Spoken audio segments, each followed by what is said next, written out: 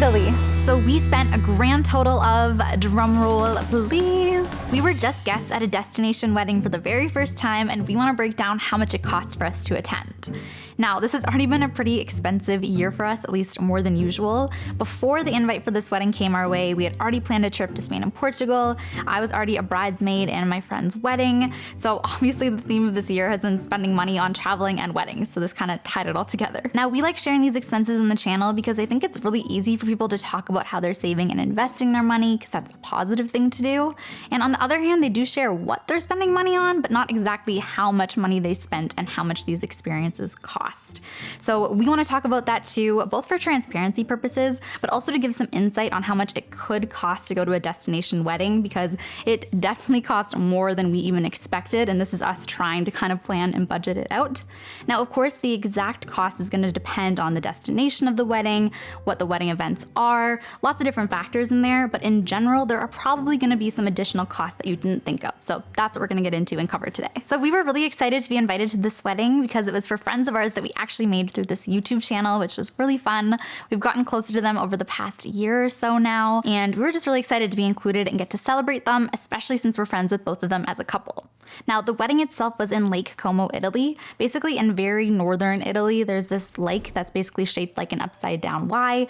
It is extremely beautiful there, especially after having been. It's so picturesque. There's mountains and water. It's just a super, super beautiful and kind of magical spot to be in. Now, the wedding itself was also a 3-day thing, and we did take a clip of us on the trip explaining this, so let's cut to that now. Okay guys, we made it to Italy. We are currently in Bellagio, which is one of the parts of Lake Como where we've been staying. We got here yesterday for the wedding activities after a pretty crazy travel day, but we had the boat party, which was really fun. We were actually on the water, and it was nice and sunny that day, so we had a really good time. And then today we've been wandering around, exploring Bellagio a little bit more. And then the welcome lunch is later today, and then the actual wedding is tomorrow. But we've been enjoying it a lot. It's so beautiful out here. We picked the best spot to show you guys. It's so nice. We like it a lot. And yeah, we're gonna keep taking you along and tell you a little bit more about what we actually spent when it comes to being wedding guests, because it's been a lot of activities. So to sum it up, it was the boat party on day 1, welcome lunch on day 2, and then the actual wedding ceremony and reception on day 3. Now for us, we kept the trip pretty tight since we've already traveled this year. So we flew in the day before the first event and left within a day of it ending. So it was travel day, 3 wedding days in Lake Como, 1 extra day in Milan, and then we flew out after that. Now, to state the potentially obvious, this is a very expensive destination. Both from just getting there in general, you have to take a flight, a train, and ferry rides. On top of that, there's the accommodation options, food options. Basically everything is just very marked up and high cost.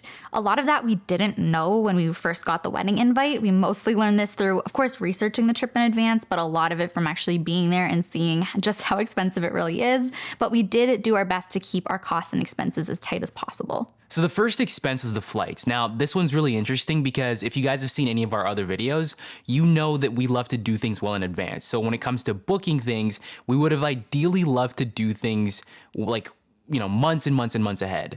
Now, this one was interesting because we actually only ended up accepting the wedding invitation about 2 months out towards the wedding. So we really didn't have as much time as we would have liked. So when it came to actually booking the tickets, that obviously affected the price of the flights. Now, we did book the cheapest flights we could find, which basically meant that we had a layover in Montreal on the way there and on the way back prior to catching our main flight from Montreal to Milan. Now, the tickets that we ended up getting were basic tickets, which basically means that they're non-refundable. If you run into any issues, you don't really have that many options. Basically, you board last. Basically, they're bottom of the barrel tickets, and we did all of this so that we could save a few more $100s. Now listen, this was the first time that me and Steph, individually or even together, had ever booked these very, very basic tickets.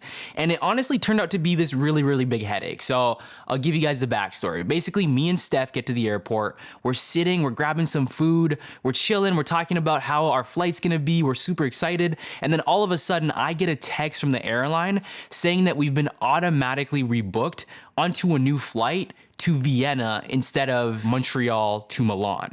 So obviously this completely changes our plans, because if you think about it, we had our flight preset and booked. We knew that we were going to land at a certain time, so we bought our ferry tickets and our train tickets to kind of coincide with that timing. So basically us being rebooked just kind of like ruined everything from the get-go from a scheduling perspective. Anyways, it ended up working out in the end from a scheduling perspective, but we did spend $2,110.92 for the flights to and from the wedding. The next big expense was the hotel, and like I said before, Lake Como is very expensive.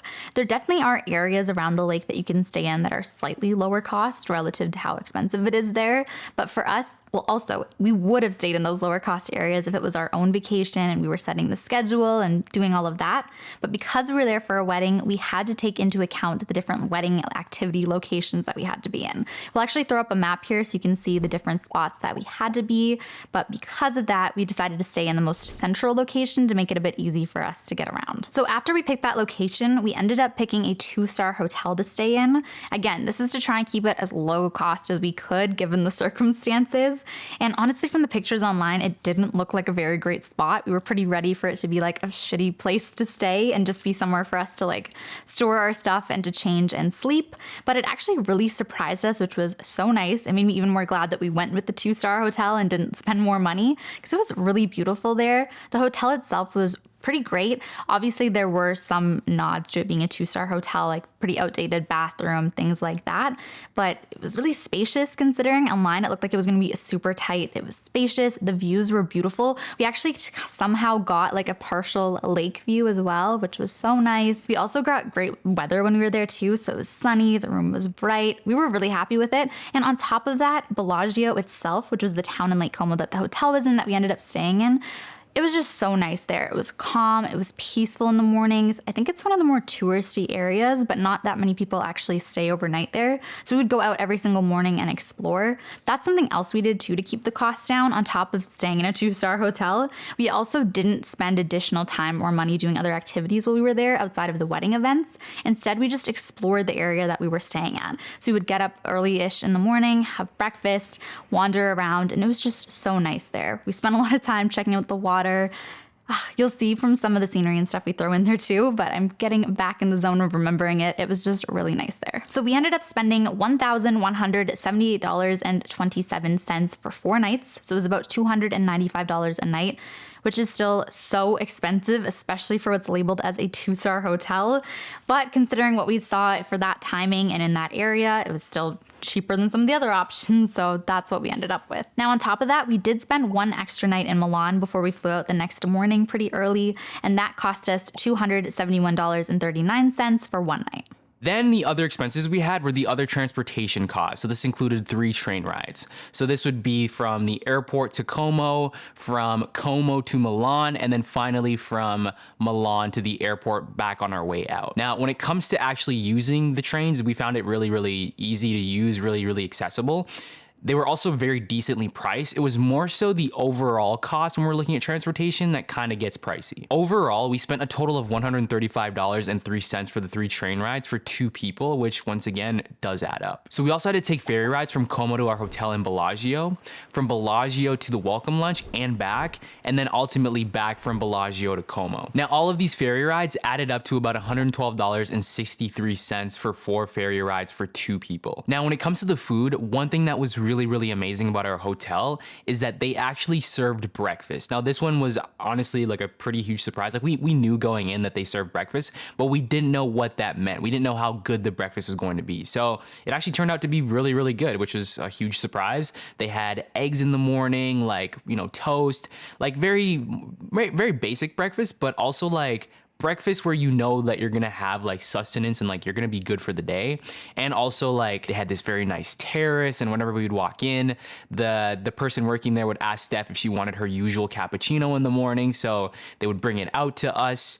It was really good. Now, because we were also there for a wedding, we had at least 1 meal covered for pretty much every single day that we were there. So really we only spent money on about 6 or 7 meals for the 6 days that we were there, which is super clutch. And ultimately we spent approximately $421. Oh, we also bought this magnet, and I'm gonna move it in real quick so you guys can see it, but it has Milan in the background. It's got the train that they have.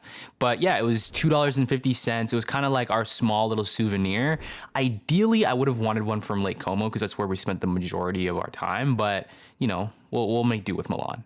I also want to briefly mention outfits for the wedding too. Now, because we went to a wedding already earlier this year, actually just a few months ago, I mentioned when we talked about those expenses that we both bought things that we'd be able to rewear for any future wedding or formal events. So we did exactly that. We both wore the outfits that we already got earlier this year for this wedding. Now, for this specific wedding, we also had those 2 other events that we had to have outfits for too. So for one of them, Dennis rewore things that he already had. And then for the all-white boat party, he did buy a pair of white pants and a white t-shirt, both items that he can rewear all the time, not for formal things or for specific parties, just on a day-to-day basis. He spent about $100 on that. For myself, for that event, I actually bought an outfit for my mom, which was great for saving money there. And then I did buy one jumpsuit from Aritzia. Now, again, I kind of worked for a formal outfit, but I can also wear it totally casually, which is great. And it cost about $88. So both things that we can rewear again in the future. And that's everything that we spent as guests at a destination wedding. Now, it was definitely an expensive experience, very expensive experience, and not something that we plan on doing very many times in our lives, but we had a really good time, a great time celebrating our friend's wedding as well and their marriage. And also just we have a lot of memories that we can look back on that luckily we've documented pretty well thanks to this video. So overall, it was a good experience. We want you guys to let us know in the comments below how much you've spent being a wedding guest in the past, so let us know. And of course, don't forget to check out some of our previous videos next door.